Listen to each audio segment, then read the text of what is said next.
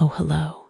It seems we have a guest. Whatever can I do for you, stranger? Oh, you're curious about my little world down there. I guess I can tell you a little about it. Let's start with its people. They shape the world down there almost as much as I do. How about a rabbit shaped by trauma? This same trauma drives him to heal someone else. Shall we see how his tale unravels? Name Andrew Flitter. Race black rabbit. Sex male. Age 17. Height tall. Shape husky. Magic class black quartz. Occupation none. Affiliation Hat Club, Charity Club, Yuki Club. Black Emerald Court Rabbit. Family Andrea Flitter, mother. Drew Flitter, father. Relationships Taikuro King, Lock Pendragon Hatter. Aqua Miku Squire, Andrea Sinclair Queen. Formerly deceased. Theo best friend. Sebastian Silverhaven friend. Casimir Croft, confidant guardian. Andrew is a black rabbit. From Primeverse 2, his once nervous, helpful nature has been tainted by trauma, making him at times come off as standoffish and overly protective. He trusts very few people, and the ones he does find him fiercely loyal. Andrew's court means everything to him, and he would salt the earth to defend them. He devotes himself full time to his king's needs and the protection of their young squire Aqua Miku. Background: Andrew was born into a loving white rabbit family within the borders of Underland. He spent his first 4 years learning the ins and outs of the right and proper, and how best to serve a red queen. At 4, he officially joined the White Rabbit Registry and began attending Red Queen coronations. Finally, when Andrew was 6, he attended the coronation of a Red Queen born outside Underland, named Andrea Sinclair. Andrew could tell right away that Andrea was extremely volatile, even for a Red Queen. Her mother had spoiled her rotten and enabled all her awful ideas. Andrew prayed to the Underland goddess, Lucinda, with all his heart, not to be picked. His prayers were certainly heard, but not answered. Andrea found his unbridled terror cute and chose Andrew as her rabbit. This began an era of extreme abuse and manipulation. Andrea drove Andrew to do terrible things, from frivolous murder to torture. When Andrew was 10, they adopted Aqua Miku, an Underland hatter they stole from the Night Watch organization.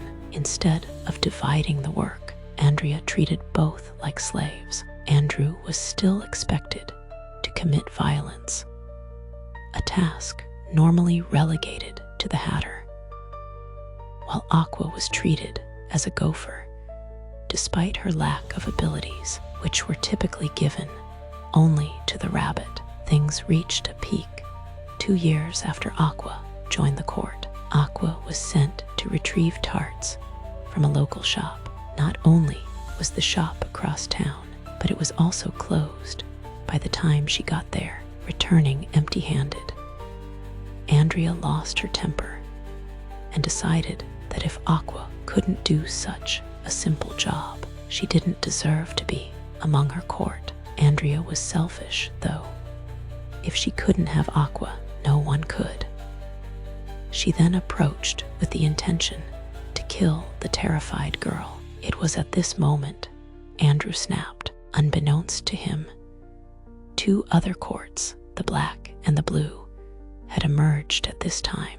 So the situation that once felt inescapable finally had an outlet. Andrew's mind corrupted and twisted, and the hold of obedience Andrea held over him shattered. He became a black rabbit, attacking Andrea in a rage to protect Aqua. Watching the carnage of Andrew beating her tormentor to death, Aqua found she didn't enjoy it as much as she thought she would. This changed her from an Underland hatter to a blue hatter.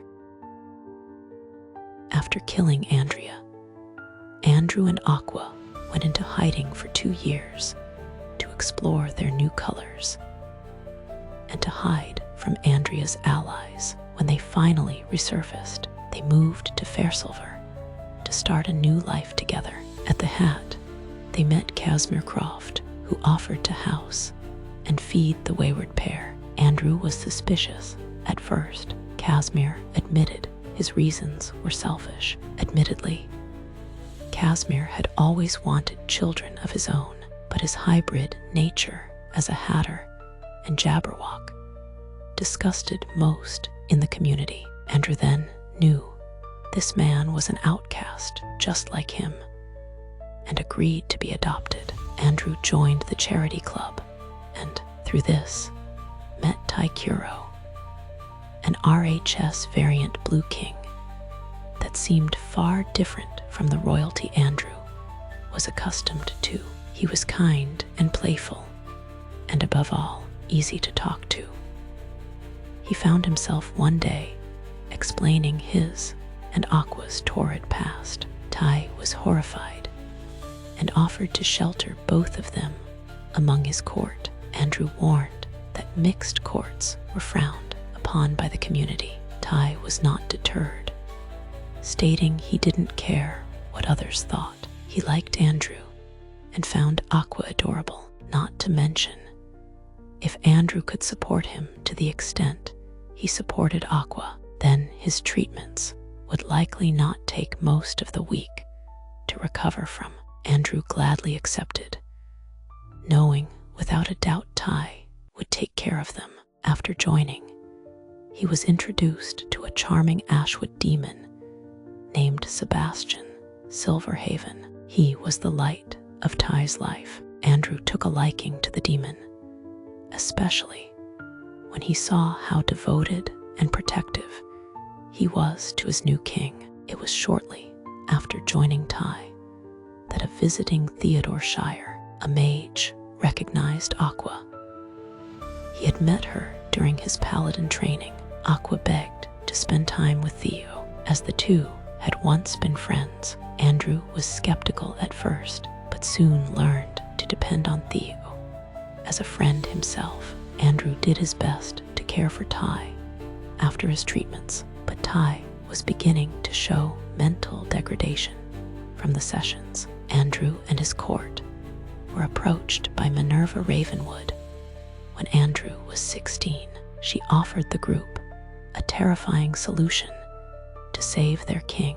She was a demigod that ruled over one of the 5 courts that had emerged that year. The Chartres court could help Tai turn his trauma into power. This might help him withstand the more severe treatments administered past level 6 of RHS. Tai agreed, saying his color changed nothing.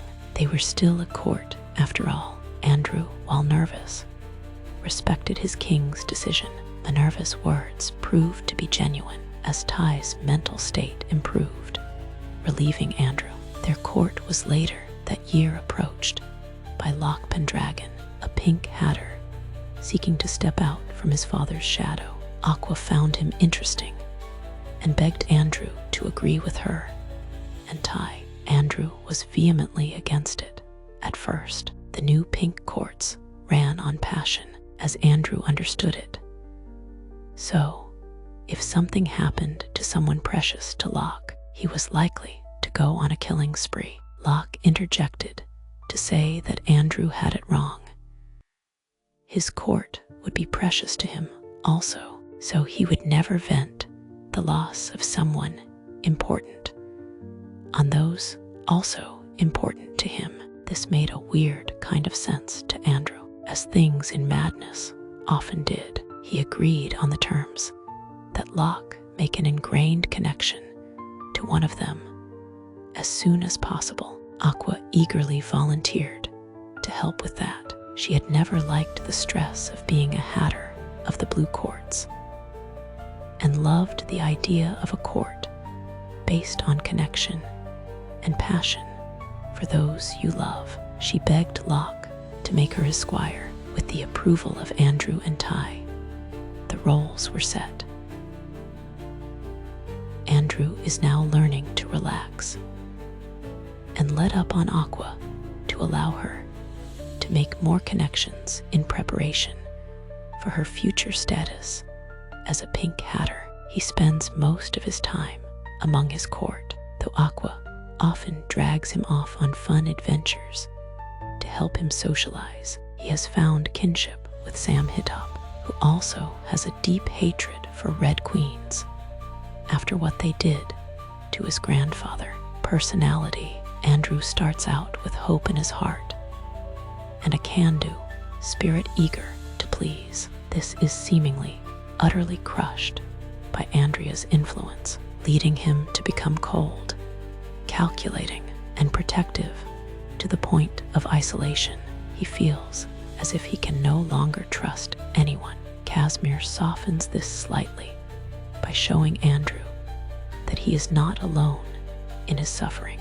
Ty, however, evokes the largest change. His emotional openness and empathy, partially due to his emotion mancy, make Andrew feel at ease and help him slowly unclench his grip on his heart. Ty's cuddly, infectious attitude sinks in, making Andrew want to feel needed again.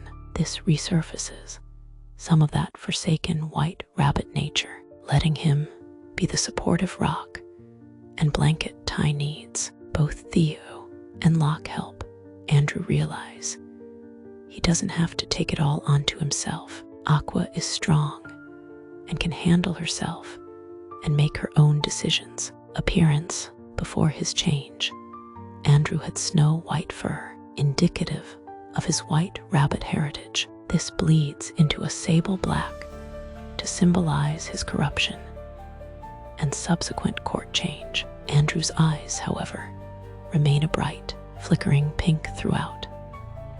His red petticoat is simply traded for a black one, and despite his new court, he maintains his pocket watch as it was a gift from his parents, who still live in Underland. Abilities: the Black Corridor. As a black rabbit, Andrew has access to the Trader's Corridor, an area linked to not only the realm of the Game Masters, but to the network itself. This allows him to find and retrieve anything necessary to complete a deal with his king. Pinpoint timing. By maintaining his pocket watch from his youth, Andrew can pinpoint his timing perfectly, organizing his and his court's schedule down to the most minute detail, as well as time his attacks and dodges in a fight. Rabbit Jiu-Jitsu. While in isolation, Andrew developed his own fighting style. Combining leaps and high kicks, Andrew has developed a way of moving in a fight that maximizes his expert timing and fast movements. He did this after seeing how much violence upset Aqua, and was determined she should never need to fight again if she doesn't want to. That's all for resilient Andrew. His tale is one to be admired, a story of healing and redemption. I hope you enjoyed our tale. Please come back anytime, and I'll entertain you with more fabulous stories.